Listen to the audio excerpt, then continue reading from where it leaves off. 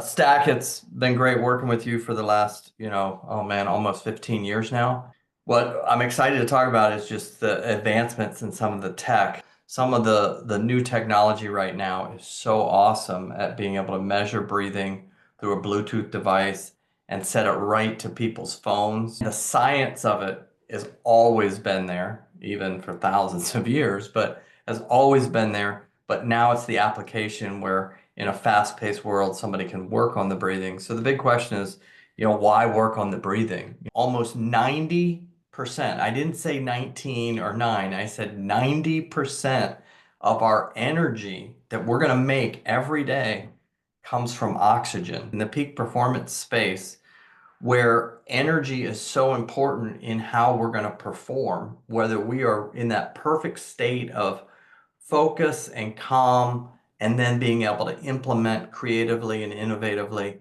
not be overstressed or fatigued. It's got to get to what drives this energy. What's a simple way that athletes or people looking to improve their energy capacity, what's a simple way that they can do exercises or training to get that more consistent for themselves? First, let's think about the inconsistency that happens. One of the things that we don't measure, we measure all kinds of things, but one of the things we don't really measure is how we're breathing. Like we can measure heart, we can measure blood pressure, we can measure temperature, but do we really measure breathing? If that oxygen flow is inconsistent and it's not staying in a steady rate and has high amplitude, what happens is the heart and the rest of the body starts to work harder. So at the core, we are trying to improve that consistency of that fuel line. And the only way to do that is to measure that. And so the breathing belt that we use lets us see how well the stomach is going out, diaphragm is engaging, and the lungs are filling up with oxygen. And it's giving us exact statistics, just like, shooting percentage or something else. It's giving us an exact number. So then by that number, we know that the heart's going to react differently and the body is going to get into a more what's called coherent state, or what you know of in sports as that perfect flow state or in the zone starts with doesn't start with a mental exercise. It starts with a physiological intake of the right amount of oxygen. Trying to find that exact pattern over and under breathing, like sometimes in meditation practices. I know everybody's into meditation, but what happens there a lot in the under process is you're breathing so slow that you're decreasing heart rate and you're not getting into this coherent state, which puts you in the peak state. When you get to the point where you're not measuring that and you're over breathing, it's going to also send you into more of a sympathetic or crisis state. So this is very crucial that you become disciplined. If you want to be an elite at whatever you do, it all starts with this energy maker, which is oxygen. And it can't be over, it can't be under, it needs to be in this perfect state of consistency. That is a discipline you learn first. And then over time, we implement that into our game or before we're going to take the ice.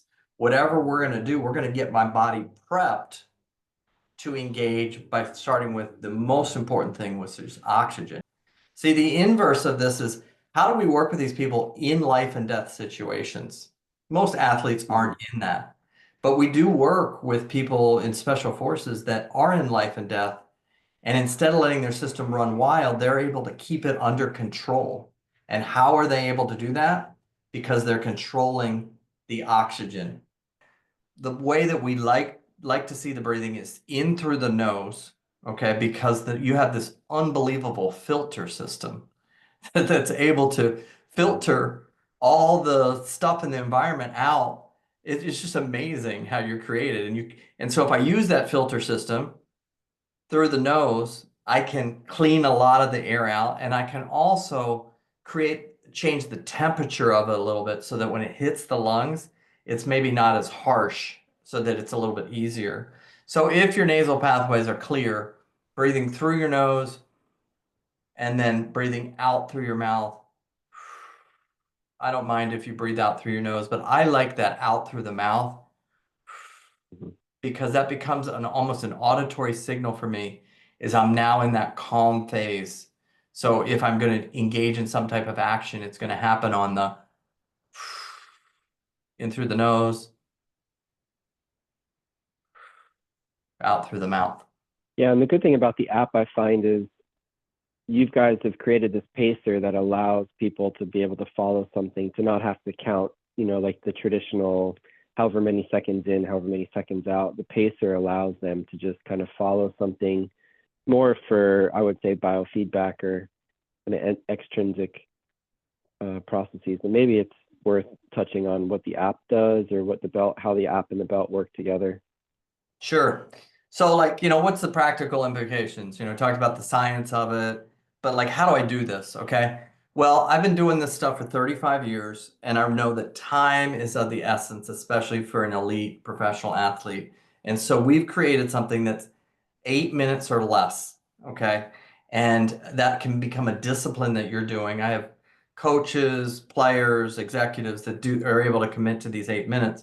And so what they're doing is you're taking your breathing belt, which is all Bluetooth. You can just throw it in your bag, very easy, very durable. You're putting the belt on, and then you're opening the Inner Armor app on your phone or on an iPad, um, or an iMac, but you're opening it up, and now I'm going to do my 8 minute exercise. And what's going to pop up is this pacer first to show you, okay, belly out, belly in.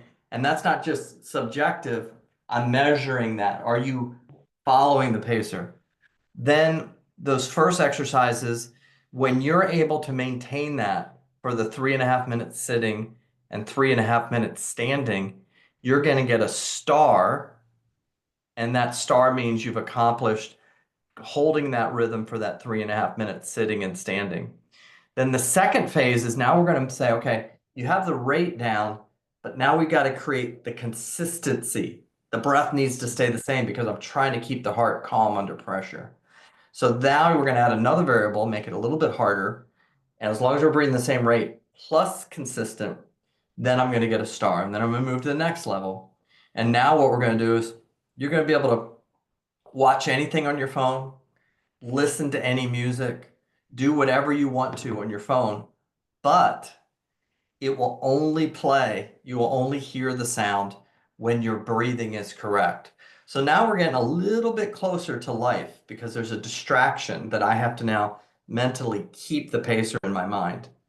And I have to hit certain marks to get the star. And then finally, we do what's in biofeedback world out of the chair. This is real life for you, where you have the belt on. We're measuring what your breathing's doing for 5 minutes while you're doing anything.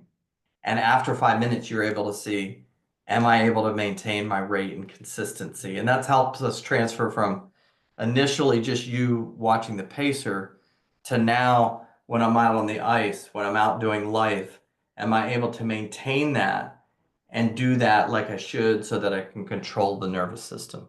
The progression from there, let's say that we go through this period of time and you're able to do this consistently. What's the next step that athletes can challenge themselves with? Once you've got the breathing down, now we're ready to go to other physiological metrics. Okay. So now I want to specifically look at the different frequencies in your heart and see how they're working. So we're back to in the past, Stackpole, remember wires and computers and everything. Now Mm-hmm. we have a simple finger sensor that goes on your finger, and we walk through the same exercises, but we have a different goal in mind. Now we're going to control how the heart is working. But the base stack is, as you know, is all breathing. And there's not a person that shouldn't be doing the breathing exercises, basically. One of the interesting things I think you told me in the past was more around the kind of advanced analytics you can get from what you see on the back end. Can you talk a bit on the anxiety reduction, improvements with sleep onset? Because we've talked a lot with our players about how to help them fall asleep faster after games or shift into that recovery mode. But I think hearing it from someone like you with what breathing and this heart rate, HRV regulation work can do for just decreasing the stress that they feel and perceive. I think that'd be helpful for them to understand a little bit on. Clinically, we're always seeing that the breathing and the heart rate helps with overall resilience, mental health, and sleep patterns. But what I like to always bring up is this study that was done with 14,000 people. So this isn't a small study. Study done with 14,000 people over 9 weeks, where all they worked on was breathing and heart coherence. So how to change my breath, just like we talked about, and develop my coherence, the heart in this perfect rhythm. And that study showed that 27% increase in emotional energy, 36% increase in sleep quality, 50% increase in being more calm. And then these ones are huge. Decrease in anxiety and depression by 67%. Decrease in fatigue by 53%, and decrease in anger and irritability by 67%. This is not a drug. This is not, some type of, I'm going to think positive thoughts in my head.